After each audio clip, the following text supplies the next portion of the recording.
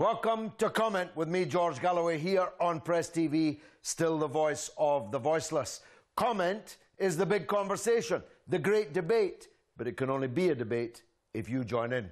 That's why I need above all your telephone calls on 44208-601-4555. Let me say that again, 44208-601-4555. You call us, we'll call you back, establish a clear line. And remember, if you get on the TV with me, then your TV has to be down at 0 on the volume switch, or I'll have to move swiftly on because no one will understand either of us. Or you can SMS me on 447800008066, or you can email me at comment@presstv.co.uk. And now you can Twitter us directly at comment_presstv. Tonight we're talking about the Ukraine. After the talks, which closed with 2 consecutive press conferences, first by the magnificent Russian Foreign Minister Sergei Lavrov, who stands head and shoulders above all these diplomats in these talks and negotiations that go on around the world, and then by someone called John Kerry, best described as so wooden the birds were trying to nest in him. John Kerry's comments I want to deal with first, because something remarkable has happened. John Kerry has suddenly heard that the so-called government in Kiev, which was elected by no one and came to power by force, overthrowing the democratically elected government, is stuffed full of racist anti-Semites. He has been remarkably deaf to this self-evident truth all of these weeks and months, even though here on this program and many other people around the world have all been telling him that the fascist, ultra-nationalist formations in power in Ukraine have a long, bloody history of anti-Semitic racism against Jews and racism against Russians. And don't forget that 47% of the population of the Ukraine is Russian, either ethnically Russian or Russian-speaking. That's a very large percentage. Now, what do I mean by anti-Semitism? We're not talking here about some young Muslim behind a computer in his mother's garret, his mother's attic, typing away on Facebook. We're not even talking about some few hundred thugs running around at football matches in the English Defence League. We're talking about people with an ocean of Jewish blood on their hands. Let's take Svoboda, for example, and they are not the most extreme example. Their leader was responsible for mass murder of Jews within the lifetime of some people still alive today. When they heard that the Nazis were coming, they fell upon the Jews in their midst like wolves and slaughtered them. They didn't even wait for the SS to arrive. They slaughtered them themselves with their bare hands, with knives, just like the knives that John Kerry and William Hague provide for equally fanatic extremists in Syria and in Iraq. Svoboda worship their founder. They carry his picture around with them. He's on their logo. He's on their banner. Even though he is, by any definition, a Nazi, a fascist. And they hold 5 posts, 5, in the government in Kiev, including that of Deputy Prime Minister, Deputy Defense Minister, Deputy Minister of Intelligence and Security, and so on. The right sector, who are much newer, post-Second World War, are even more extreme.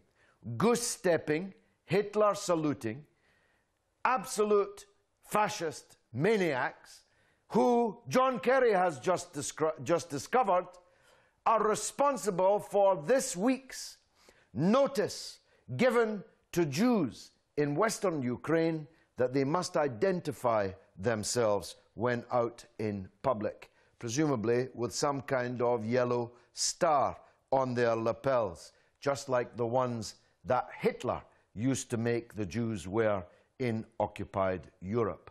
Now, you couldn't make this up. This is the government that is receiving billions of dollars from the United States and the European Union, which is utterly bankrupt, which has country after country within its own boundaries, in the direst economic emergency. Spain, where 50% of the people are unemployed. Greece, where the great capital of Athens is on fire regularly with people who are hungry and jobless and who are being screwed into the ground by the very same European Union that is giving money, succor and comfort to an unelected, illegal coup government in Kiev. Suddenly, today, in Geneva, John Kerry began to see the light, because the story of this threat to the remaining Jews in Western Ukraine suddenly went global. Suddenly, John Kerry is very concerned about extremism in Western Ukraine. There can be no more of it, no more anti-Semitism, he says. There can be no more threats against Russian Orthodox Christians. There has to be autonomy in eastern Ukraine, where most of the Russian people live. They have to be able to live their own lives, free of prejudice and bigotry. All the things that we have been saying since the coup took place. Isn't it remarkable how some people, not even on the road to Damascus, can experience such an extraordinary conversion? So what has been agreed today in Geneva? First of all, these fascist murder gangs must be disarmed by the coup authorities in Kiev. There can be no private armies in Ukraine, and that preeminently means that Svoboda and the right sector must give up their illegal weapons and disband their fascist militias. The buildings that are being occupied in eastern Ukraine must be returned to their owners. Their owners are the local authorities in eastern Ukraine. Those local authorities must be given autonomy in a new, rewritten constitution. I don't know about you, but I think this is all a bit of a triumph. Don't you? Don't you think that President Putin and Foreign Minister Lavrov have run rings around the rabid fascists in Kiev and their backers in Brussels and in Washington? I know what the ultimate objective of the West in Ukraine was, probably still is, which is to move the tanks of NATO ever closer to the borders of the Russian Federation. But it hasn't worked out that way, at least on the basis of the agreement that was made today.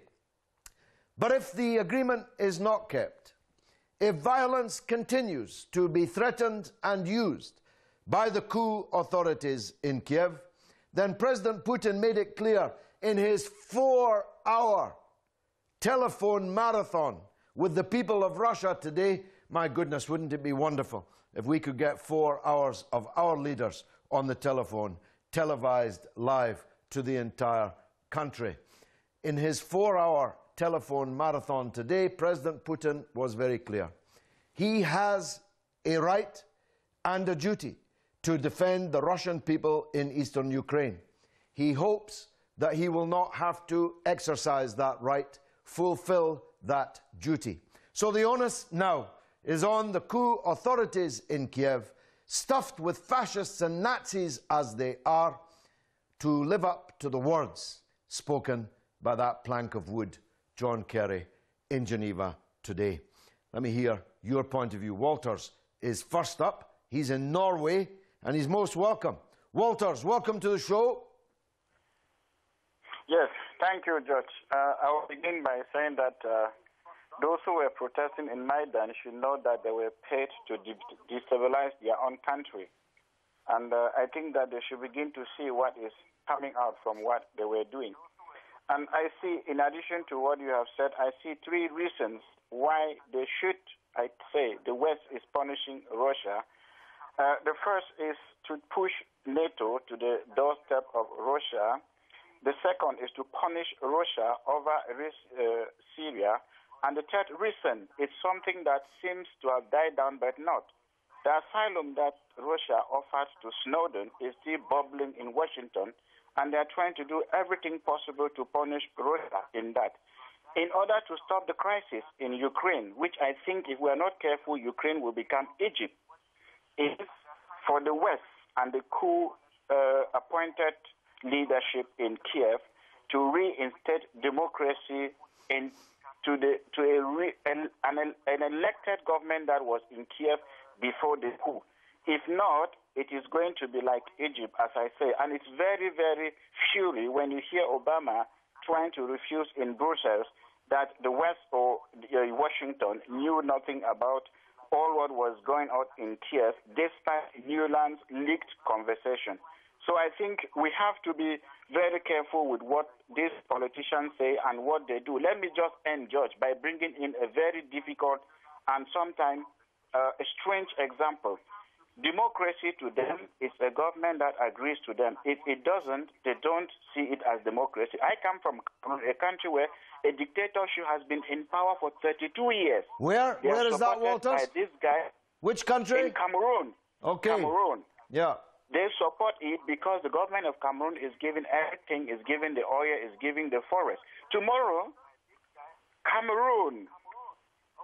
Yes, so tomorrow or one Monday morning, they will get up and tell us that they want to institute democracy in Cameroon, as if they realized yesterday, Sunday, that a dictator has been sitting there for 32 years. Well, you're right about that, Walters. A quite magnificent call to start off the show. Tremendous perspicacity from Norway via Cameroon. I very much agree with almost everything that you said, except this. There can never be, there will never be the return of the Yanukovych government to Kiev. I think it was a very bad government. I think that Yanukovych was a very bad president.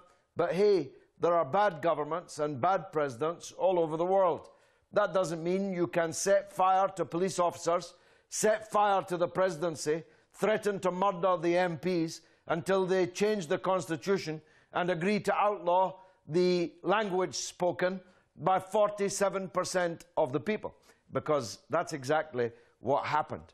What we need now is effectively a federation in Ukraine, where the people of eastern Ukraine can be governed by people that they want to be governed by and have relations, normal relations, with their compatriots, their co-religionists across the Russian border in the Russian Federation, and act as a bulwark against NATO expansion. Because this is, as you said, exactly what lies at the heart of all this.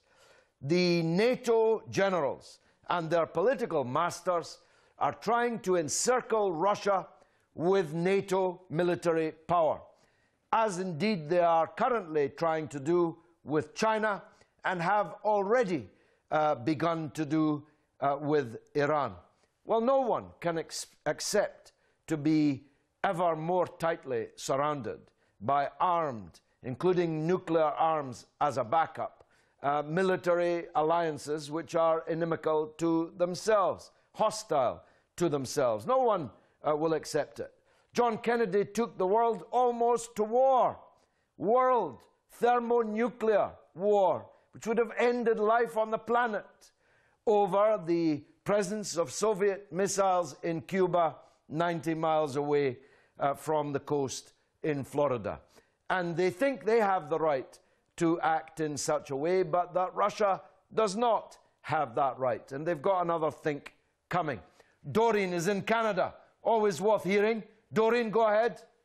Oh, hi, George, and thank you for a wonderful introduction comment. Thank you. It enlightened me quite a bit. Thank you. Because just this week we had Insane McCain is at it again. If he's not wanting to bomb Iran, now he wants to give weapons to the oppressed Ukrainians. Yeah.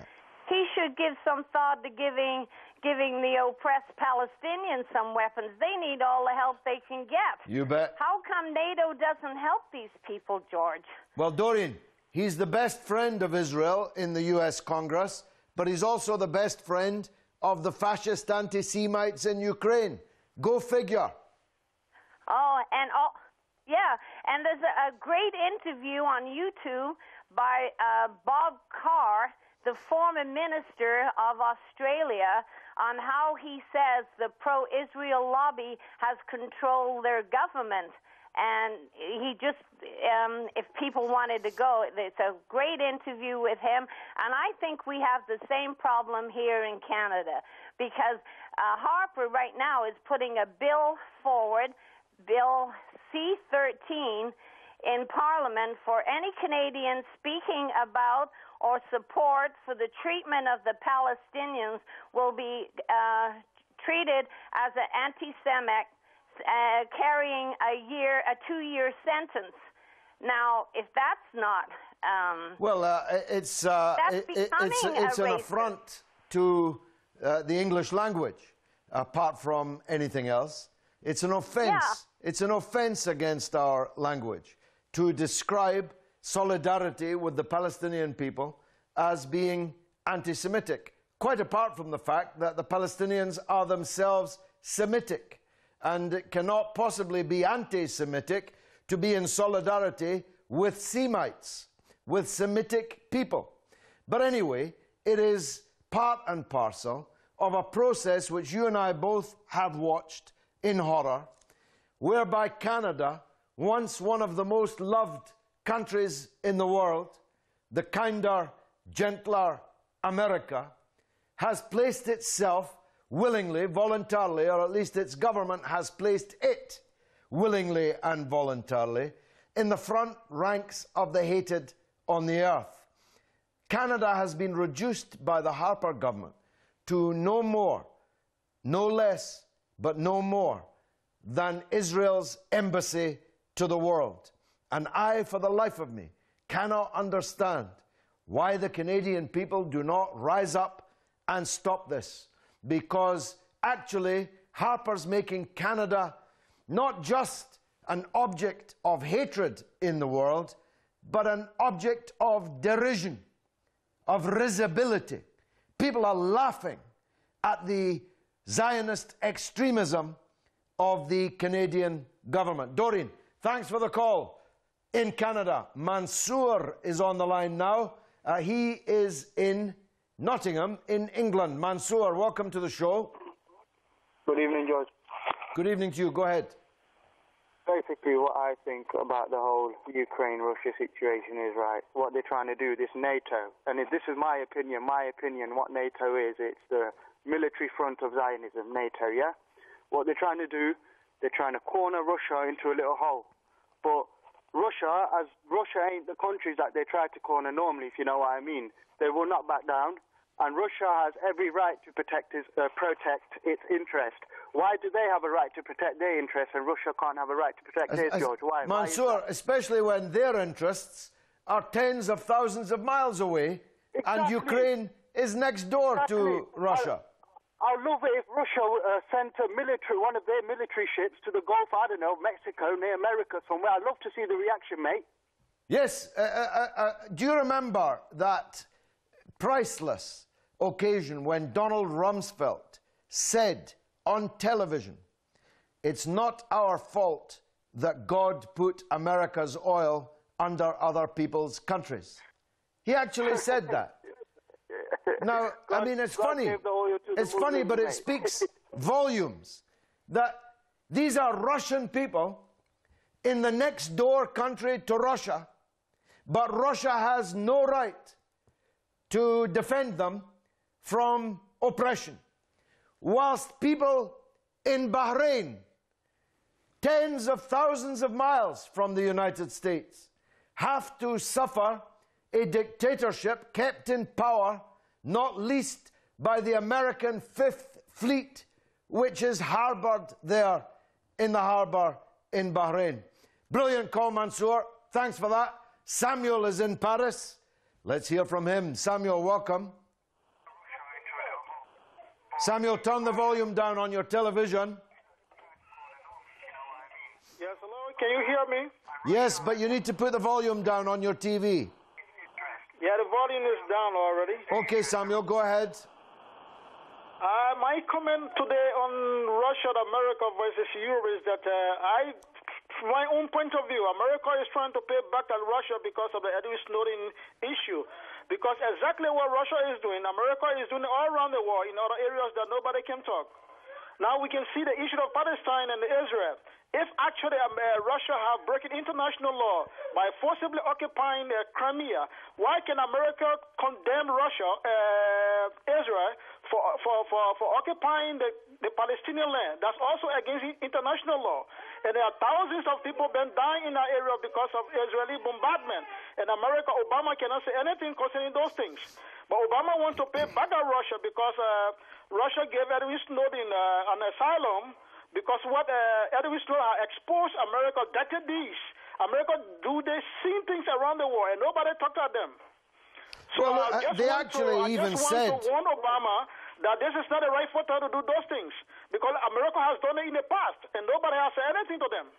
Samuel, they actually said, British and American statespeople have actually said, you cannot just go around taking chunks of other people's countries. When both Britain and America are the biggest supporters with money and weapons and political and diplomatic and media support for the Zionist entity that they call Israel. And while I'm on that subject, I have been now attacked for at least 2 weeks in the right-wing Israeli press for saying on here that Israel is perfectly happy to see these anti-Semitic outrages occurring in Ukraine because the entity describing itself as the Jewish state has as its central objective that all Jews all over the world must leave their own countries and go and live in somebody else's country called Palestine. That is their central objective. Aliyah, they call it. The homecoming. Well, if that's so, why would Israel object to the presence of Nazis and fascists threatening Jews in Kiev? They must welcome it because it's likely to lead to the remaining Ukrainian Jews heading for Palestine.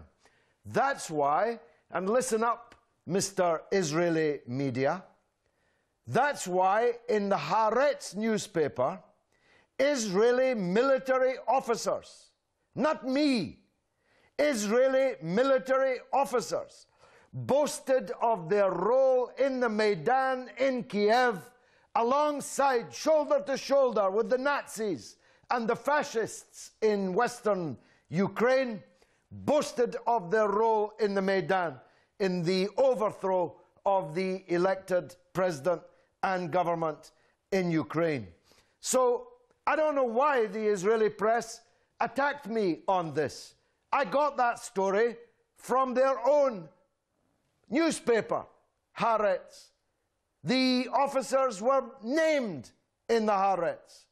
Israel and the United States and Britain are deeply involved in the destabilization of Ukraine. But now they've realized that it may actually be yet another Frankenstein monster that they have created. In the second half, which is coming up after just 3 minutes of a short news bulletin, I'm going to tell you about a woman called Catherine Ashton. Nobody knows her, but she's very important. I'll be right back. Don't go away.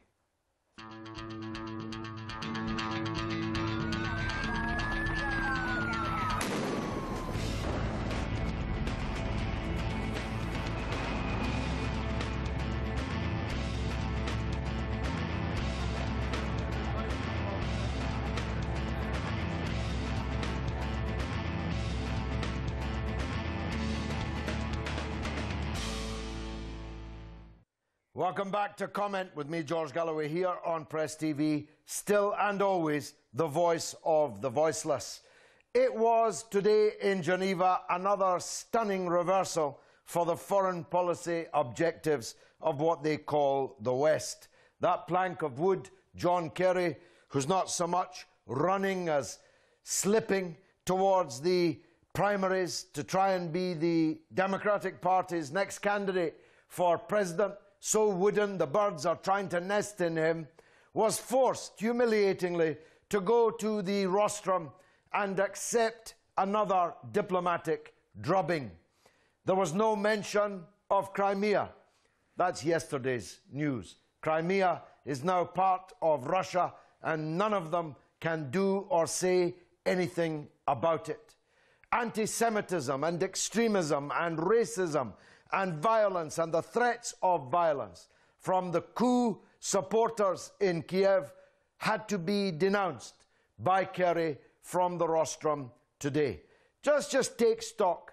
It's only yesterday, metaphorically speaking, that the United States was threatening Iran, threatening Syria, threatening Russia, and how different it all looks today. It is a turning point in international affairs in which this supreme diplomat, Lavrov, was able to administer the coup de grace to Western power. There is no more unipolar world. This world has become the multipolar world that it needs to be. And the writ of the United States runs ever more shortly.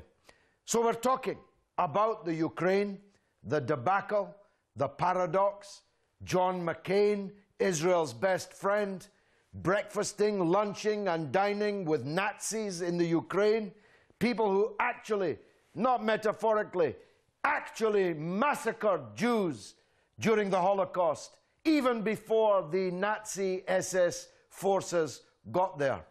Israel sending its agents to the Maidan in Kiev to help overthrow the elected government there, shoulder to shoulder with these Nazis and fascists, whilst crying havoc and unleashing the dogs of war if a single Muslim behind a computer in his bedroom makes a mistake of nomenclature on Facebook.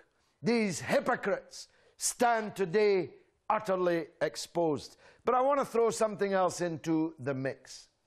There was an unidentifiable woman involved in these talks today. Her name is Mrs. Ashton, Catherine Ashton. Virtually none of you have ever heard of her. Certainly none of you have ever voted for her. She's never even been a parish councillor. She was a local government official, paid professional official of a provincial English local municipality, but now she's there at the talks as Europe's foreign minister. She's not my foreign minister. I'm a European.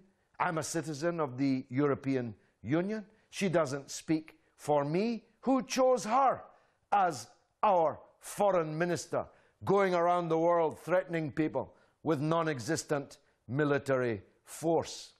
Catherine Ashton and her elevation to first the House of Lords by Tony Blair and then to be the foreign minister of the European Union is a democratic outrage. If the European Union must have a foreign minister, why can't we choose that foreign minister? Why can't even the European Parliament choose that foreign minister? She's chosen by an unelected, secretive group of people, caucus, a little clique, which doesn't even publish its accounts, or at least cannot justify its accounts, which have never once been audited, once in the entire history of the European Union. It is an outrage that Europeans like me and Niall in Dublin are being misrepresented by a foreign minister in the likes of Geneva today. Niall, what do you say to that? Yes, George, good evening to you, and happy Easter to you. And to you. Thank you very much for remembering. Okay, George, you know, I think when you look at it, you know, the one thing that strikes me is the hypocrisy from the West in relation to the Ukrainian debacle. You know, the first one is in relation to Israel and how the Israeli agents were involved in the Maidan. You know, and that kind of, it's not the first time that Israel has been helping fascists. You know, they've done it, they're doing it in Syria. And, you know, there about 6 months ago when a Jewish shrine was destroyed in Aleppo, there was no condemnation from Israel, and the only condemnation in the entire Middle East came from Iran, of all countries. Well, Jews have an honoured place in Iran, of course, Niall, as you know. Absolutely, George. Absolutely. And, you know, the very, very contradictory nature of the statements coming from the EU. I would like to point out Mr. Carl Bildt's statement, he's the foreign minister of Sweden. And there about 2 months ago, when the democratically elected government of Ukraine, when they were facing armed Nazis in the streets of the Maidan, Bild called on President Yanukovych not to use force on the Nazis. Whereas there 2 days ago, when the unelected Cable in Kiev, when they moved their tanks and their planes against protesters in the eastern Ukraine, Carl Bildt condemned the protesters. And he was supporting the putsch in Kiev in using force against Russians, ethnic Russians and Jews in eastern Ukraine who genuinely were fearful of an unelected, unrepresentative Cable in Kiev, which was made up by Nazis and neo-fascists. It's unbelievable. As you put it so succinctly, Niall, it is, you couldn't make this story up. Bildt, who is an American agent rather than the foreign minister of Sweden, which is why he's driven the policy towards Julian Assange holed up in London in the Ecuador embassy. Bildt is a perfect example of this utter hypocrisy and double standards. Now, let's be frank. The people in eastern Ukraine have no obligation whatsoever towards the coup government in Kiev. There is no obligation of any kind, neither moral nor legal, nor political, nor economic, nor social. No obligation of any kind on the people of eastern Ukraine to accept the writ of a government which came to power by overthrowing the elected government. When that act took place, Ukraine effectively ceased to be an independent country. It ripped up its constitution, and it lost all claim to the loyalty and obedience of any and all citizens inside any part of the Ukraine. And now they have lost Crimea, and today they effectively lost eastern Ukraine. We'll see what happens with the new constitution, the autonomy that is going to be enjoyed in the east, and so on. Niall, as always, brilliant from Dublin. John is on the line in France. John, welcome. Pardon? Yes, go ahead, sir. You're on the air. Well, Ukraine. I was just wondering what it'd be like if Massachusetts all of a sudden decided they wanted to go in with Russia. I wonder what the attitude of America would be, especially when they've chased out the president, the elected president, and put their own people in. Alaska might be a possibility one day, John. Wherever. You never know. Wherever.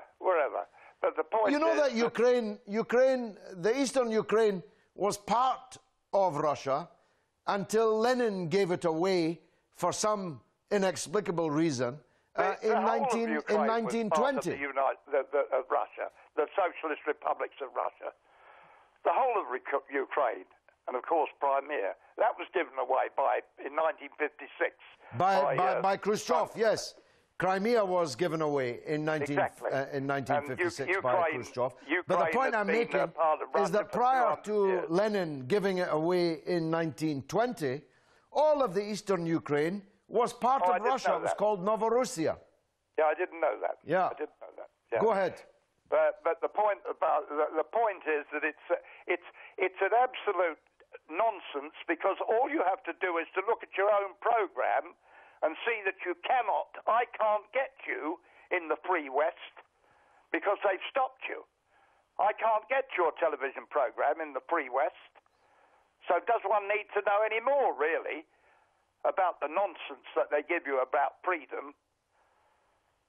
Well, John, I couldn't put that better myself. What do you think they hoped to achieve in Ukraine, and how close do you think they got to what they hoped? Well, they won't be satisfied until there's a bloody war, and then they start earning money again with the munitions and Christ knows what. I'll tell you what, John, you don't want a war with Russia. Exactly. 27 million Russians died in the last war. I don't know whether it was under 500,000 English, under 500,000 Americans, and 27 million Russians. And they want war? I don't think so. John, brilliantly put. And I was just saying before the show, John, on the very point that you raised as a parenthesis, all this talk of freedom of speech and freedom of expression, and we're lecturing the world about the lack of it and how governments must allow it, whilst you in France are watching me on a computer. Aidan in the United Kingdom, who's up next, is watching me on a computer, because the British government, as revealed in Julian Assange's WikiLeaks many months before it happened, was determined to take us off the television. But guess what, John? It hasn't worked. That's why you're still here, and Aidan is still here in the United Kingdom. Aidan, welcome. Aidan, are you there? Hi, George. Welcome, sir. Go ahead. Hi, thanks. Thanks for having me back on your show. George, I think the West's ultimate objective is to force Europe into making new contingency plans with regards to its current energy policies. The two so-called settler states, the US and Israel, have decided that they are going to start selling gas to the EU themselves. So in the spirit of free market competition, they've decided to kick Russia out. The show that's going on now is a huge PR bluff by the US Zionist regime to scare Europe into no longer becoming reliant on Russian gas so they can pipe it in themselves. America has already pledged to start shipping in LNG by tankers, and soon the new gas discovery off the coast of Gaza will be piped via Turkey through its existing pipelines. I think this is the long-term plan of this Ukrainian game. Well, I'm sure that's a factor, Aidan. I don't believe that it's the major factor. And British and European consumers better take stock of the fact that 50% of all the gas in Germany is from Russia. 35% of all the gas in Britain is from Russia. We've already destroyed all our coal mines, and our oil is running out. So being nice to Russia would probably be a better policy, certainly one that was more in the United Kingdom's own interest. Aidan, thanks as always. Got to go to Somalia next. Mohammed is on the line there. Mohammed, welcome. Mohammed, are you there? Yeah, I'm still there. Yeah. Go ahead. You're on the air, sir. Go ahead. Yeah. Good evening, George. Good evening. Yes. I'm from a country called Somaliland. Everyone considers us a part of Somalia. So I want to talk about the situation in Ukraine. Yeah. And Americans' involvement. Yeah, go on. I think Russia has all the rights to protect the Russian-speaking people in Crimea as they are origin of Russia. I mean, if they were American people, or I don't know, American people in countries like like Ukraine, I think America would have done the same. But I don't know why America is... I mean, at the first place, who gave America the ultimate responsibility to protect the world? If there is something happening, it's the first to punish whoever is involved, no matter looking all the edges of the issue. So is it because of they have the very advanced techniques of military and technology? I don't know if that's some kind of dictatorship. Well, look, it's a very good point that you make, Mohammed. The United States is on its knees economically. Its currency is kept afloat only by the People's Republic of China, continuing to hold it as a reserve currency. And in my view, the Chinese people deserve better than that.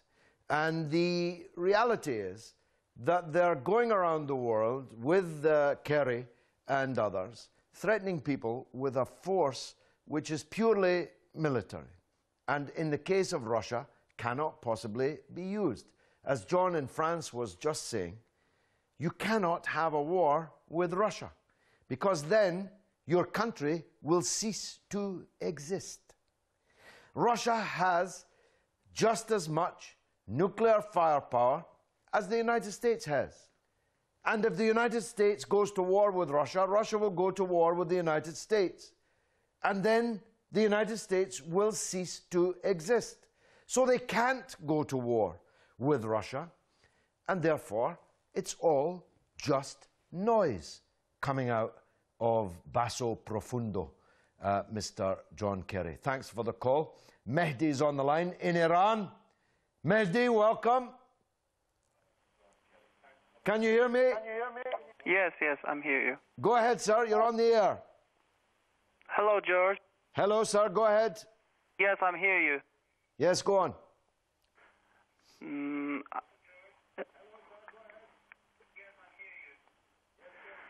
Excuse me, George. You just said that America is threatening other countries like Russia and China and Iran. I'm fully agree with you that America is doing this on purpose, and they will not stop this kind of policy in the world. But I want to say that what the Russia is doing is not anything other than threatening Ukraine. It's just something like America do. We will not accept it. We don't think that it's good for the world.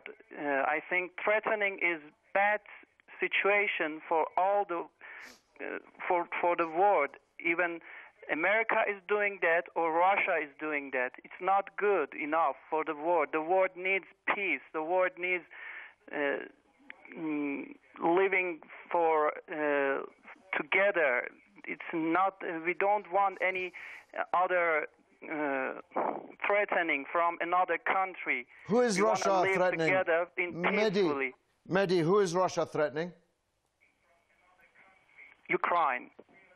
Do you mean the illegal coup authorities in Ukraine? Is that what you mean? Are the 47% of Ukrainians who are Russian, are they not Ukrainians? Yes, of course, they're Ukrainian. So who is Russia threatening exactly? The government of Ukraine. Who is the government of Ukraine? Who elected the government of Ukraine? I'm sorry, I want to add a comment to your... You earlier said that people in the Canada should rise against their country because of the politics that this government is choosing against Iran, against other countries. I'm agree with you. But you can't agree with me because you're misrepresenting me.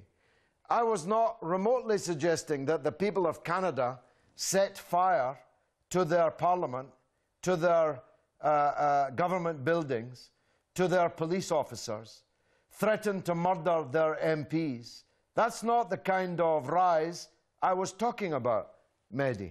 I was talking about a democratic, with votes on paper. That's the rise I was talking about. And that's not how the people in power in Kiev came to power. You're a very confused man. But at least you prove one thing. Iran is a place where there are many different points of view. Let me talk to V in Macedonia. I don't often talk to Macedonia. V, welcome. Yeah. Yes, go ahead. Now, you must turn your volume down, or I'll have to move on. I already did. Hello, George. Yes, hello, sir. Go ahead. I would like to congratulate to your emission. It's very rarely seen here. I'm seeing you through satellite. Oh, wonderful. I'm very happy to hear that. And obviously they want to make some blockade on your emissions, right? Well, do you can trust to all parties agreed today in Geneva? Yeah. I would not believe them very much, especially the parties from the West, you know. And my wife is suffering from cancer thanks to American democracy bombing in Kosovo. All practitioners told me it's the case unofficially because, you know, we are now Democrats here and we can't speak officially very clear facts. Well, look, V, is very healthy, you brother, know. you're going to have to call me back next week so we can have a longer conversation, because I've only got room for 1 minute from somebody called Blair in the United Kingdom, and I need to know whether it's that Blair. Blair, welcome. Yes. Welcome. How are you? Oh, I'm very well. Go ahead, quickly. All right. George, good evening to you. What I'd like to say is that I'm sitting here looking at a booklet, and the booklet is a 1917, and it's called Russia Free, and it's 10 speeches delivered at the Royal Albert Hall in London, which welcome the Russian Revolution, where 10,000 people were packed into it. Wow. And I'd just like to actually read to you very quickly. No, you can't, Blair, because I've only got 20 seconds left. But it's very good to hear from you and about that booklet. And I hope that you and I will be sharing a platform in Bhutto very soon, because we're determined that there's only one Blair that's going to be in Bhutto, and that's you, and not the son of the war criminal, Tony Blair, who they hope to parachute into a safe seat in Parliament. God willing, I'll see you next week. Hello, just comment the name of the place you that number, and just make sure that your television volume's set to 0. So 0. Can you spell your name for me? Yeah, I know. You redirect me through the phone number, and then we'll call you back.